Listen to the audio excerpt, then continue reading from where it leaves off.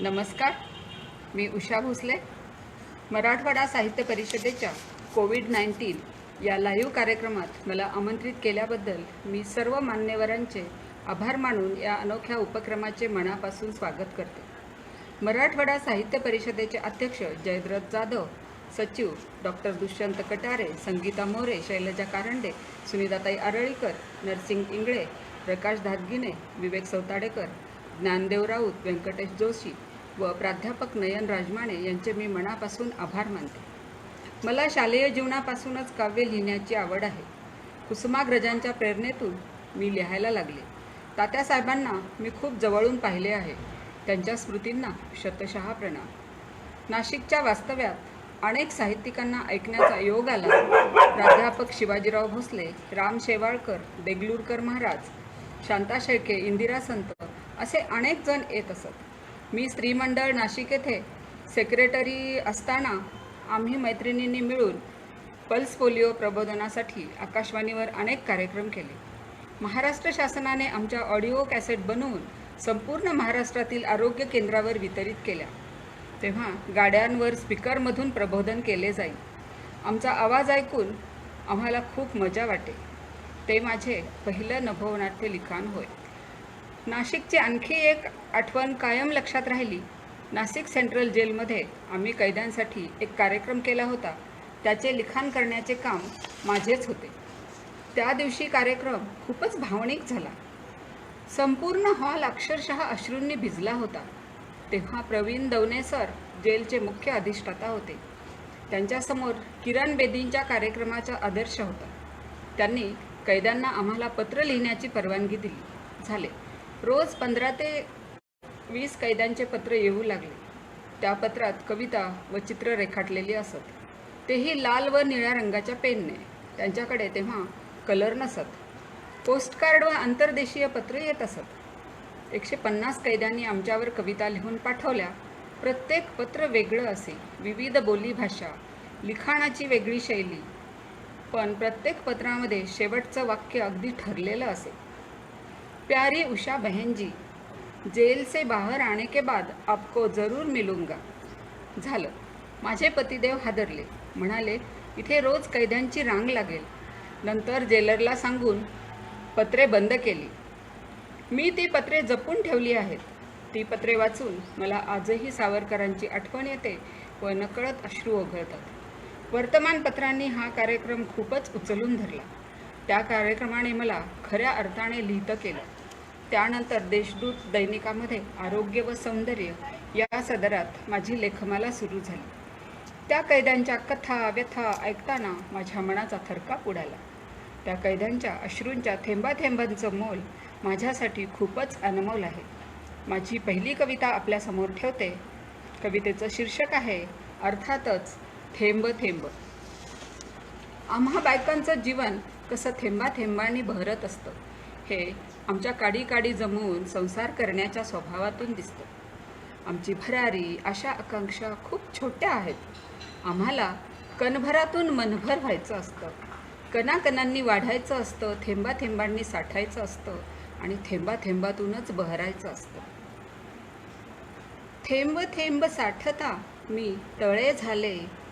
तळेमळे सरिता मी समिंदर झाले. मूककळी फुलता मी फूल झाले.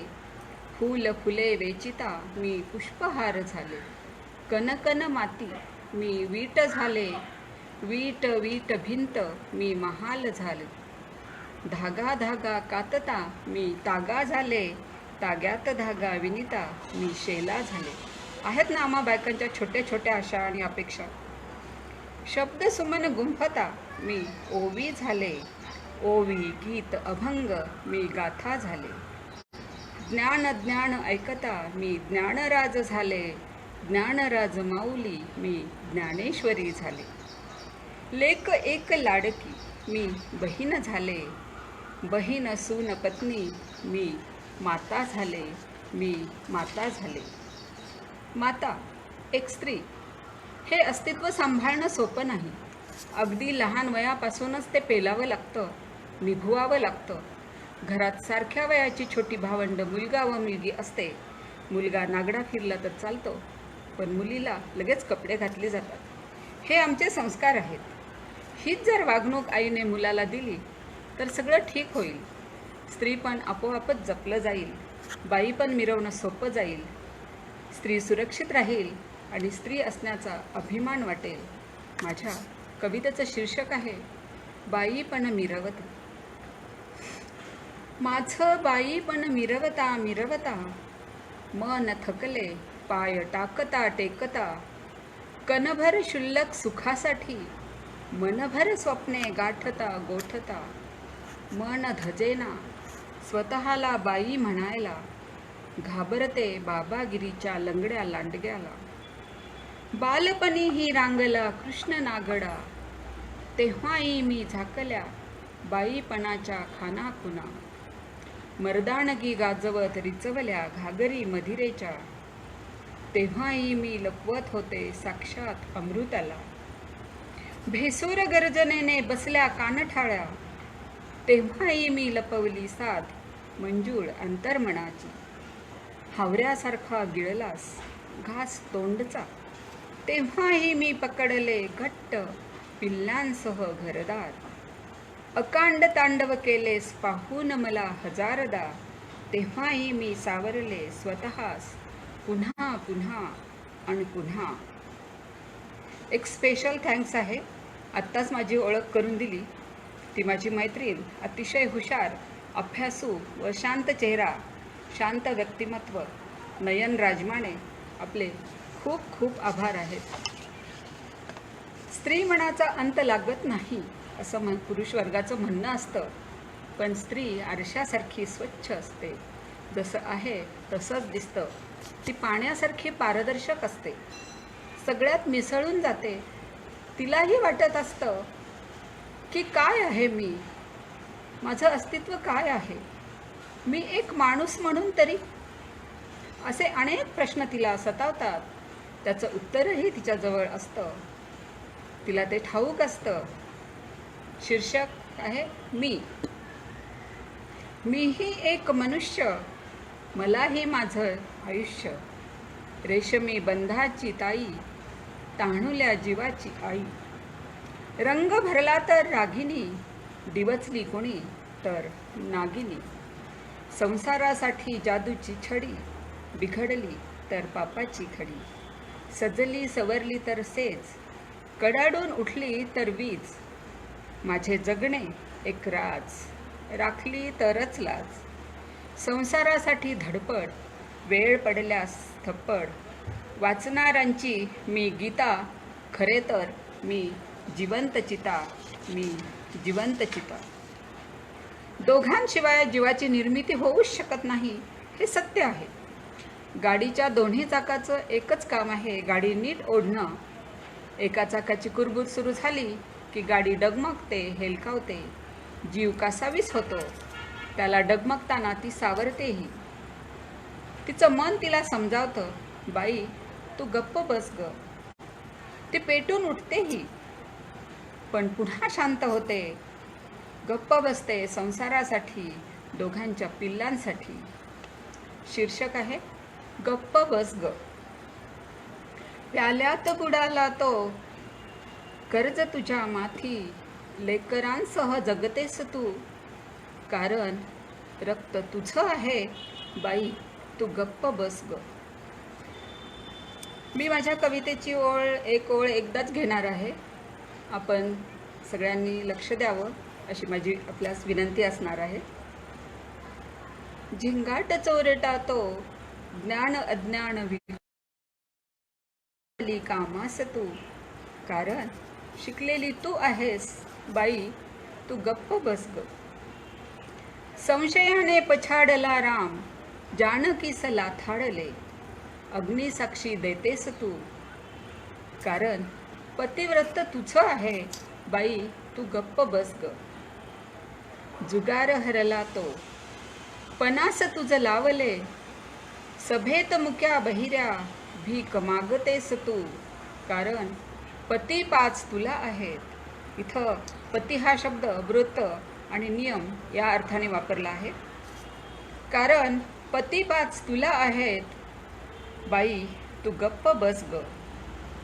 संसार मोडतो तो, आहुती तुझी जाते, शिक्षा भोगतेस तू, कारण सती सावित्री तू आहेस.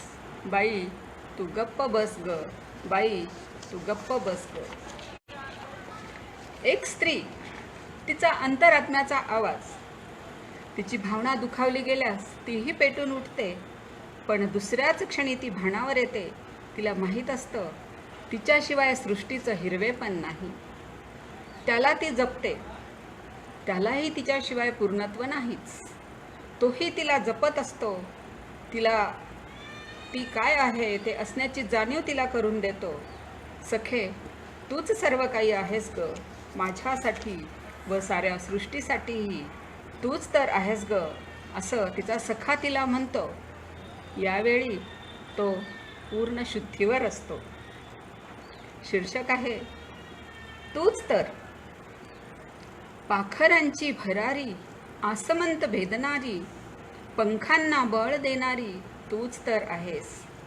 सृष्टीचं सजीवपण, शतकोटींचं जगणं, पहिला श्वास देणारी तूच तर आहेस. दिव्य शक्तिपीठ, जगाची उलथापालत, शक्तीस पोसणारी तूच तर आहेस. होरपळतेस, घुसमटतेस दूषणांच्या आगीत, प्रसव वेदना रेटणारी तूच तर आहेस. झालं, एवढी स्तुती केल्यानंतर आम्ही बायका वितभर म्हटलं तर हातभर पळू. अश्रुत बुडतेस, मरूनही जगतेस, अमृत पाजणारी तूच तर आहेस. अमृत पाजणारी तूच तर आहेस. हैदराबादची लेक प्रियंका, तिची दुर्दैवी घटना, अमानुष खून. आपले दुःख अजून कमी झाले नाही तोवरच हिंगणघाटची घटना घडली. भर चौकात पेट्रोल ओतून लेकीला जाळलं.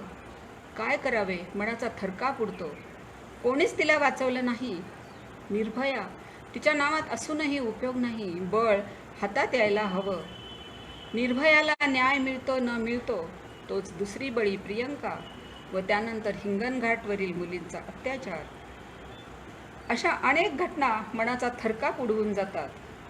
ह्या हिंगणघाटच्या अत्याचारावर मी एक कार्यक्रम केला होता. त्या कार्यक्रमात आपल्यातले प्रवीण अंधारे माझ्यासोबत स्टेजवर होते. त्या कार्यक्रमामधीलच काही कविता मी आपल्यासमोर ठेवते आहे. शीर्षक आहे लेक प्रियंका. निर्भयास का भय आले, हातपाय का गळाले, षंढ राक्षसांनी रात्री पाठीत वार केले. लढण्याची तिची धडपड, एका पणतीची फडफड, बांधावरल्या बाभळीला गहीवरून आले.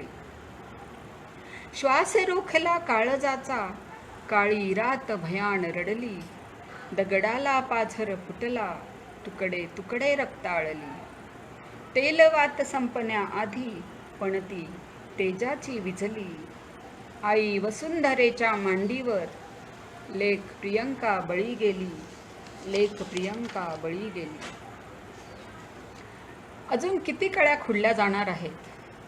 आई वडील दोघांनीही मुलींना खंबीर राहायला शिकवलं पाहिजे. आज समाज घाबरला आहे, हादरला आहे. आज तिच्यावर वेळ आली, उद्या तुमच्या लेकीवरही वेळ आल्याशिवाय राहणार नाही. तेव्हा आपण काय करणार आहोत. दूषणं तर तिलाच दिली जातात. हे केलं, ते केलं, प्रेम केलं. कवितेचं शीर्षक आहे कृष्ण धावणार नाही. प्रेम हा तर सृष्टीचा अंतर्भाव, प्रेम करणं चुकलं नाही. खोली रुंदी ओळखून वाग, प्रेमात वाहत जायचं नाही.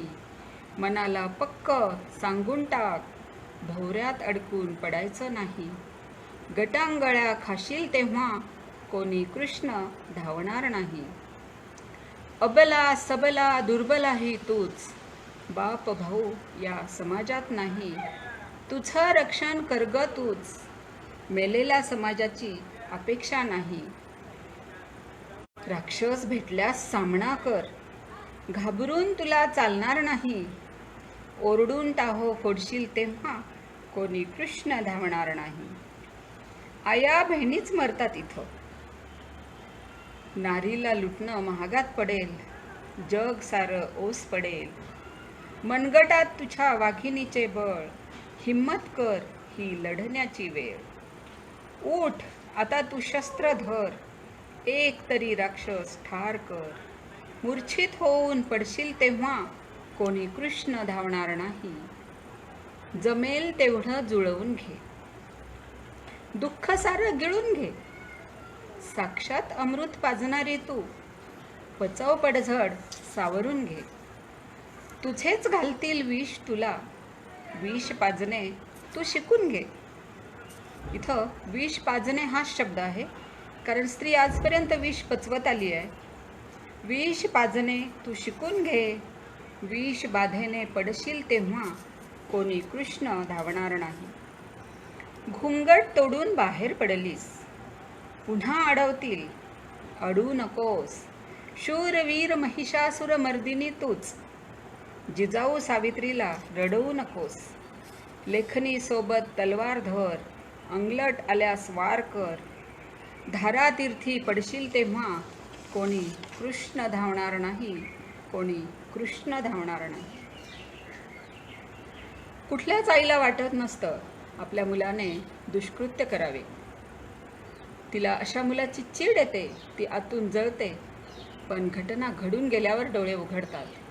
आयांनी लहानपणापासूनच मुलांना चांगले संस्कार देणे गरजेचे आहे.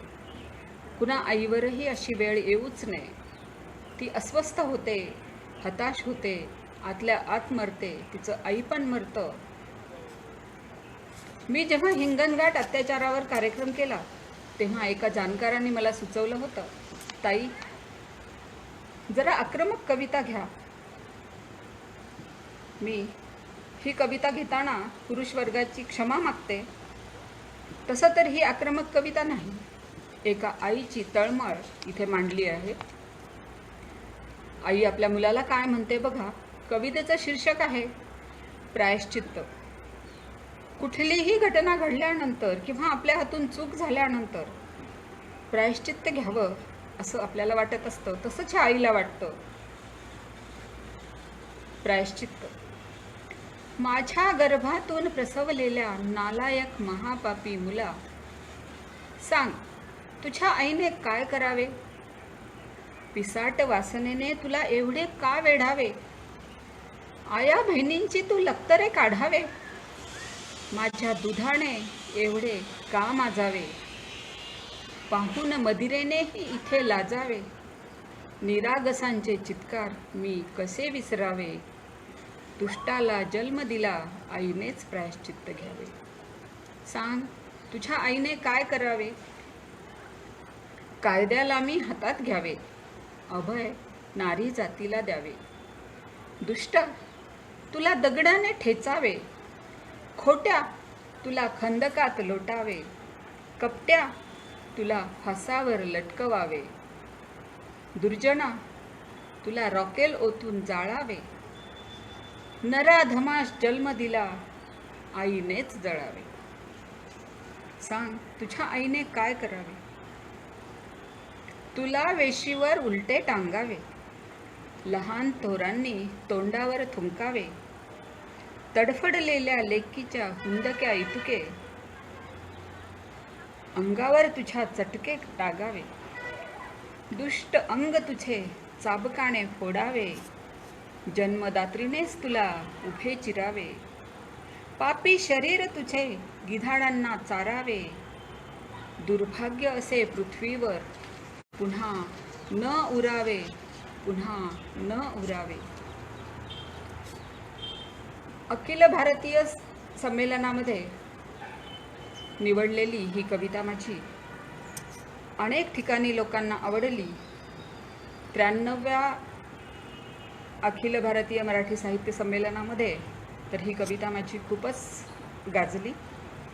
नवरात्रात देवीची उपासना केली जाते. स्त्री पुरुष दोघेही देवीची उपासना करतात, आईची उपासना करतात, आई राजा उद उद करतात.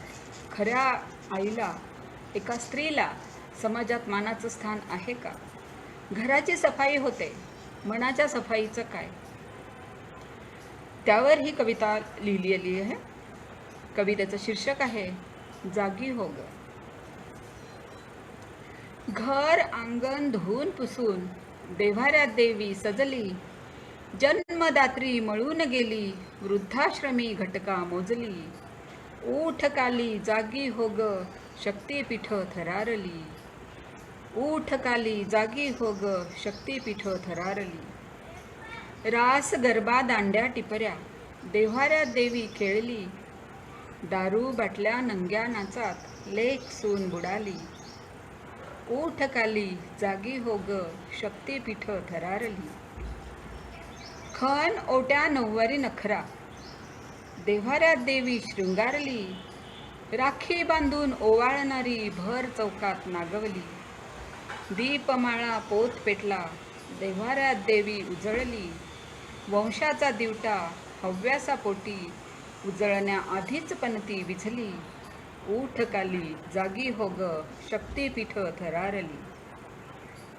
जेवण खान आराधा पंक्ती देव्हाऱ्यात देवी जेवली, दूध माया आटला पान्हा लेक पोटात मारली.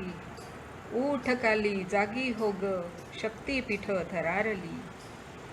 दशभुजांनी शस्त्रे टेकली देव्हाऱ्यात देवी निजली, आग उसळली कुंडे पेटली, जिवंत स्त्री बळी गेली, जिवंत स्त्री बळी गेली.